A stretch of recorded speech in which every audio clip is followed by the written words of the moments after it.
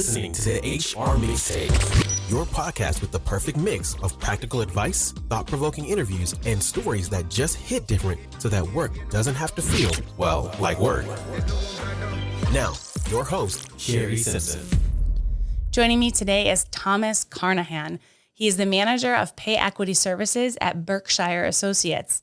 Thomas is responsible for managing Berkshire's pay equity line of business by promoting the ability to conduct meaningful statistical analysis of clients' compensation data to ensure fair pay and in support of federal, state, and/or local fair pay laws.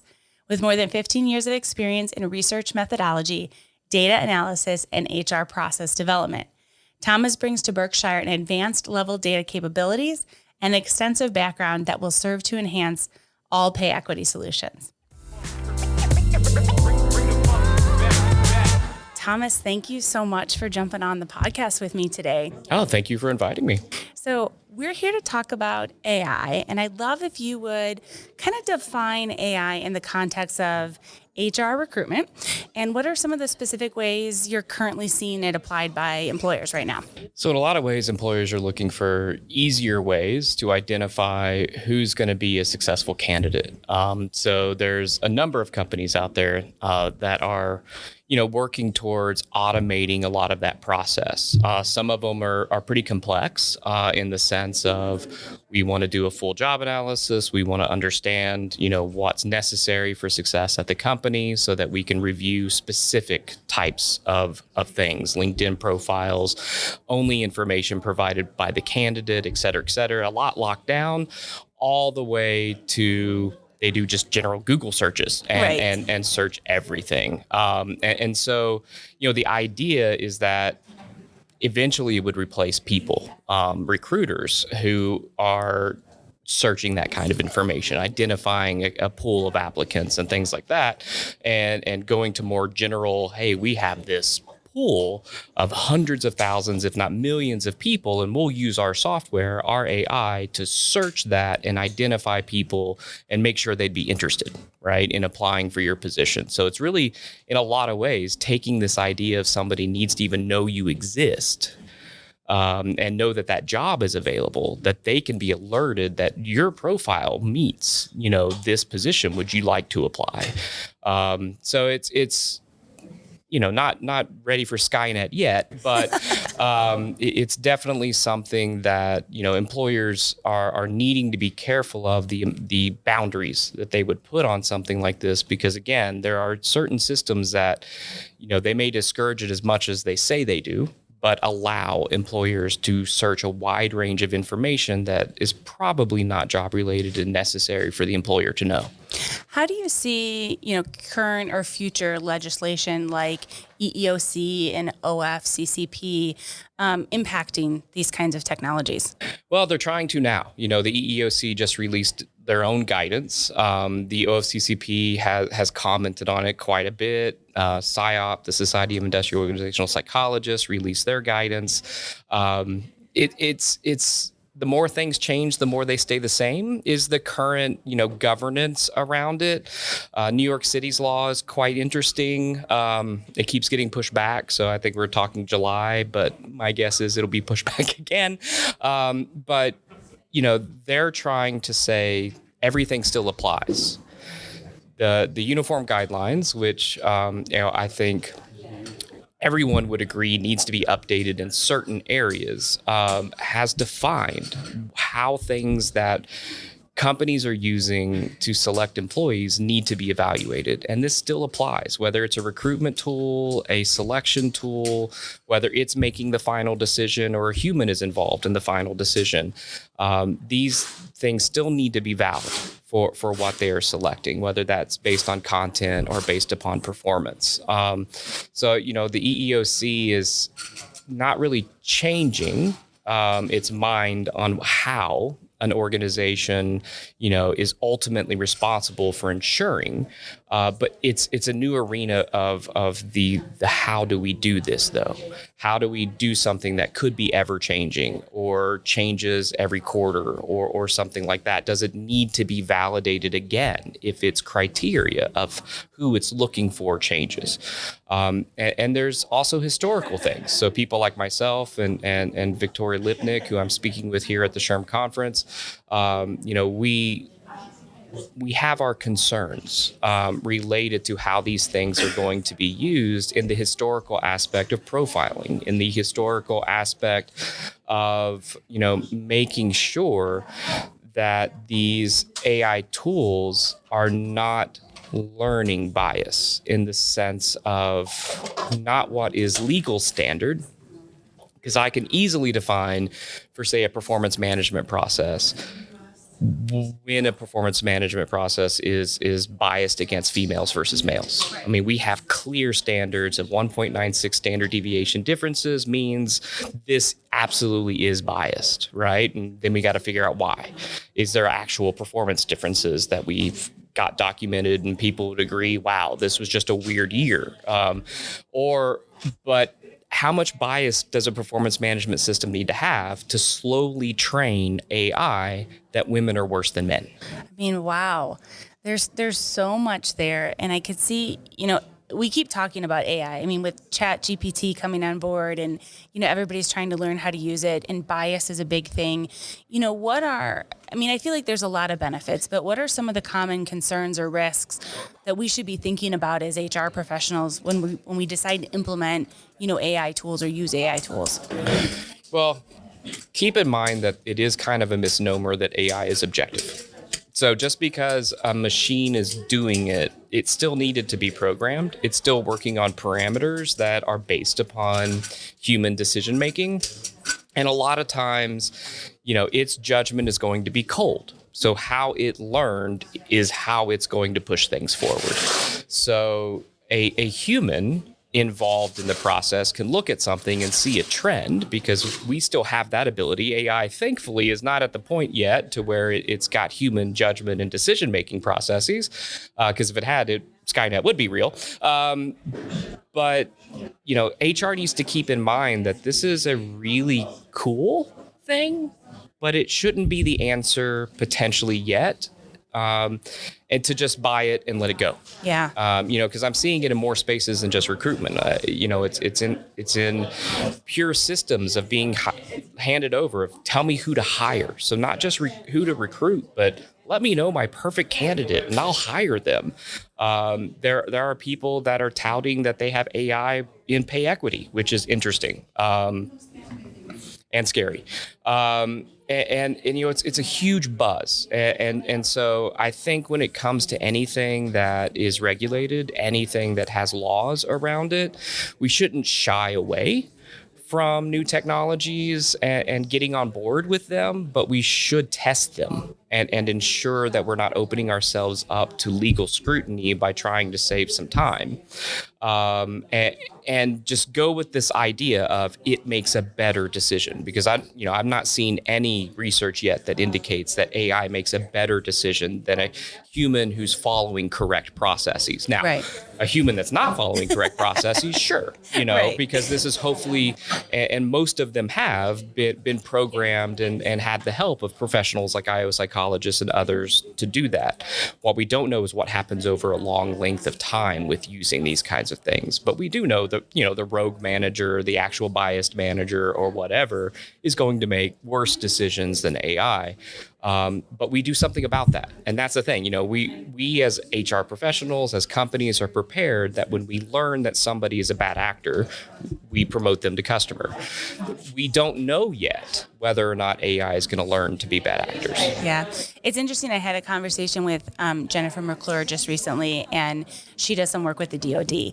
And she was talking about AI and that, there's all these professionals out there who are scared of it. And she says the DoD is trying to figure out how to to use it. So if they can figure out how to use it, we as HR professionals can go down that road. But all the things that you just said are things that we need to consider. You can't just throw all your eggs in one basket and completely discard all your years of your history and knowledge and experience that you bring to the table. As HR professionals start to use these tools, is there guidance out there already on how to potentially assess different AI tools for bias, or which ones are going to be better to use or not to use? Or is there enough data out there anyways for us to even do that yet?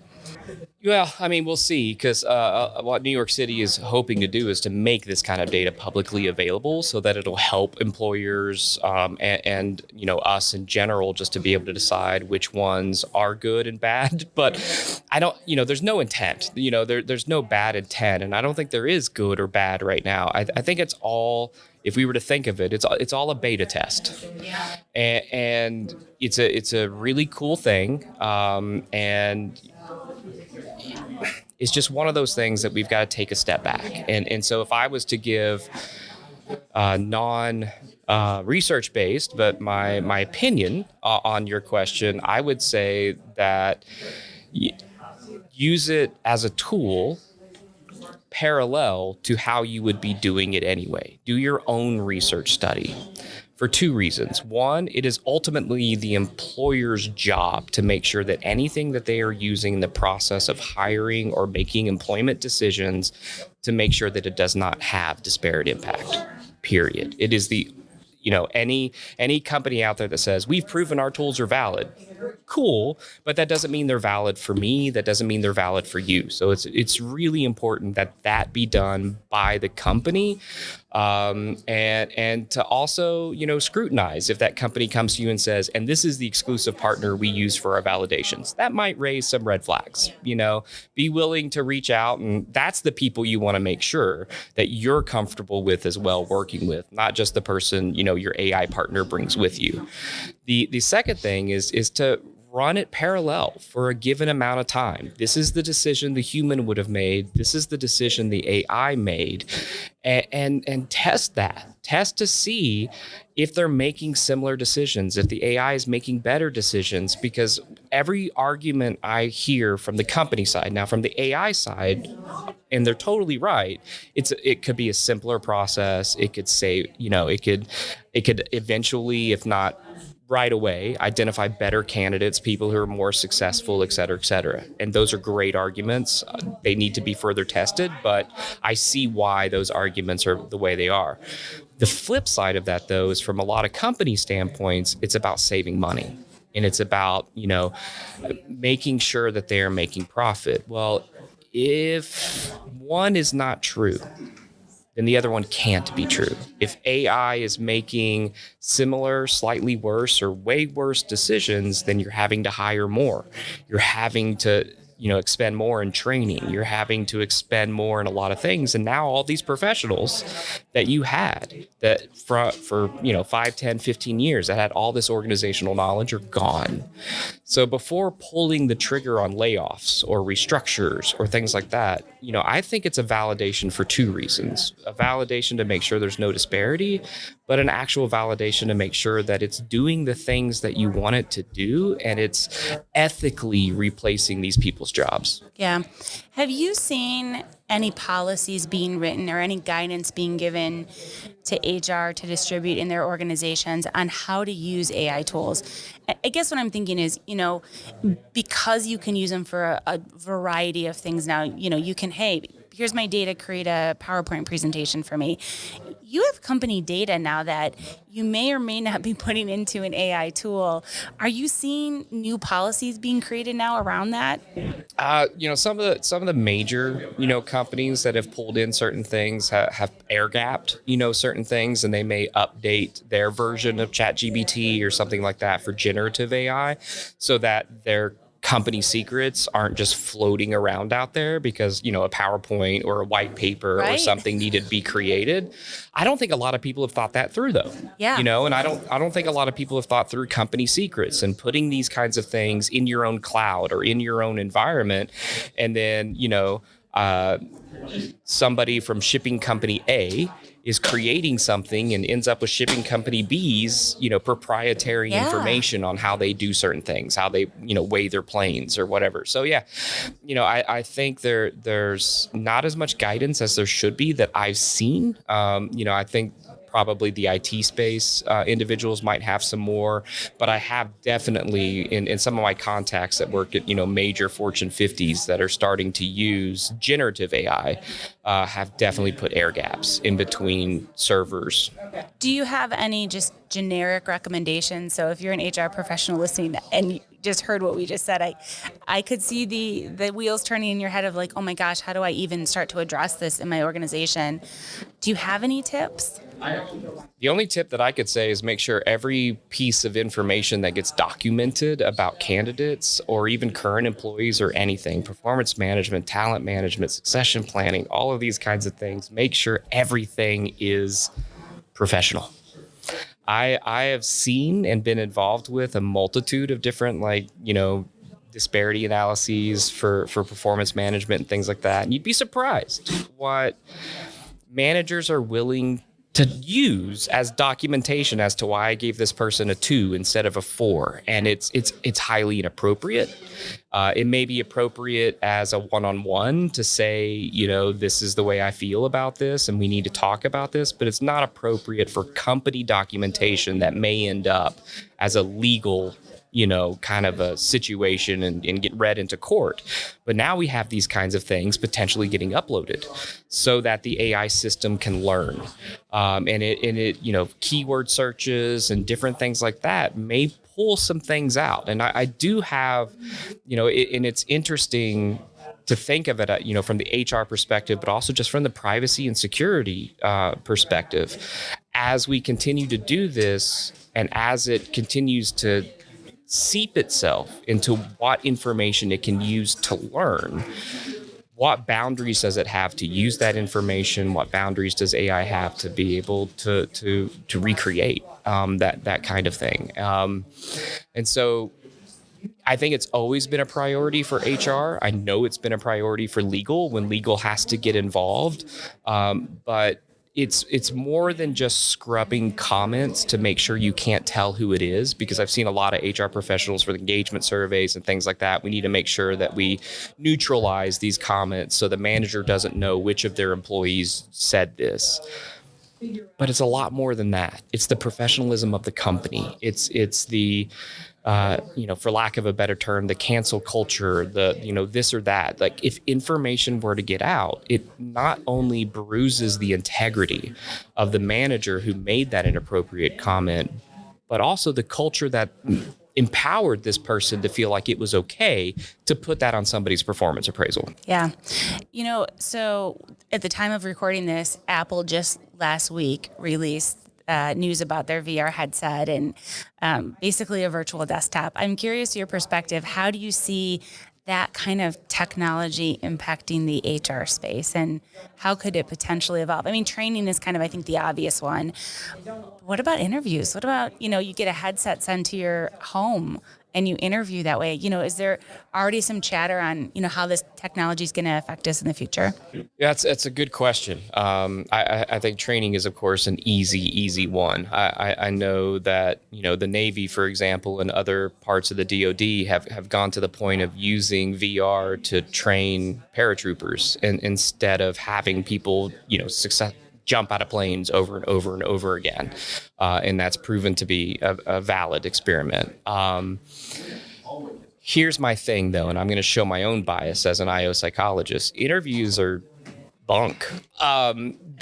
They have great validity in the sense because we look at the interview and we look at eventual performance, but when it comes down to it, we got to ask ourselves a really big question. Are the people we're hiring the best person for the job based on an interview, or are the people that we're hired hired because they're good at interviewing. Yeah.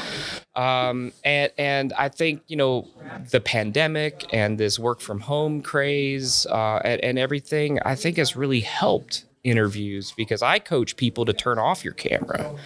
Yeah, they're probably going to be able to make, pretty decent guesses as to your gender based upon your name and your voice. But I mean, nothing quashes the unconscious bias more than not knowing what race a person is, and not seeing the person and all this kind of stuff. And I see it on interviews all the time, like professionalism and demeanor and body language and stuff like that. And I'd love anybody to show me how that's job related for anything. I mean, if I was getting judged for my demeanor and my body language, I mean, for the job that I do on a daily basis, I'd probably get fired because we all have, those moments and professional on camera, but then you hang up, with the client or the coworker or whoever it was, and you just like, and it's just continues to be this strife that I have with the interview because there's no way to test an interview's reliability. Yeah.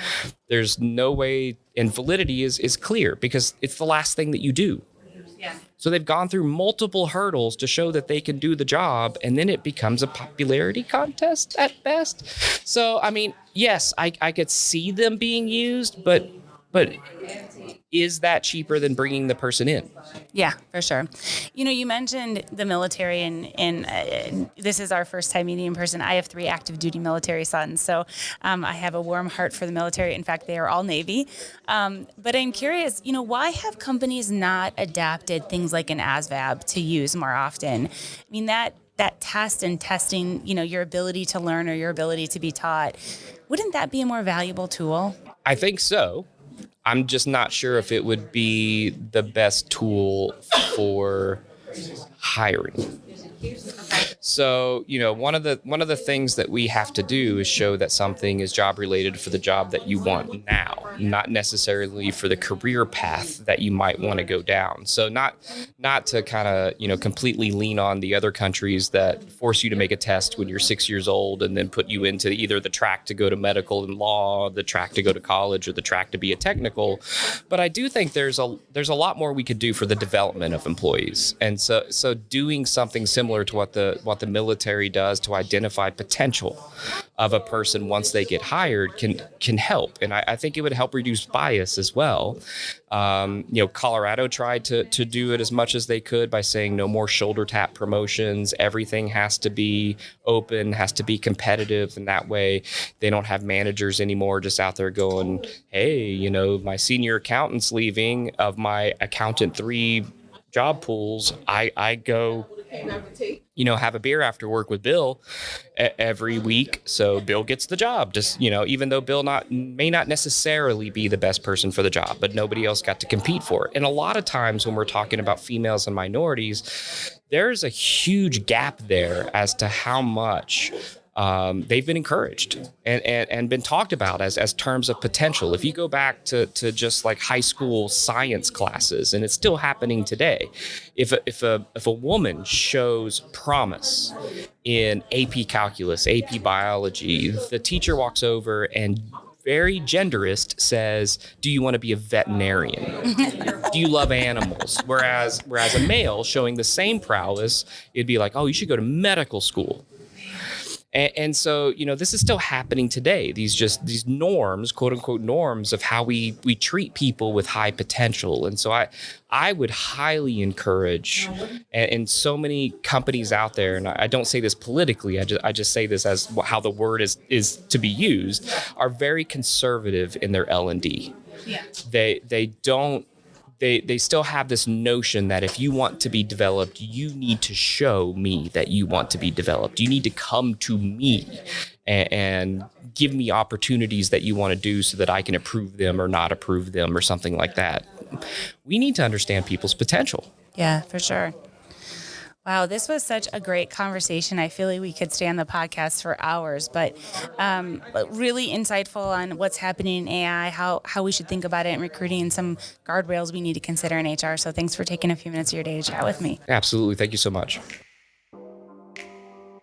I hope you enjoyed today's episode. You can find show notes and links at thehrmixtape.com. Come back often and please subscribe, rate, and review.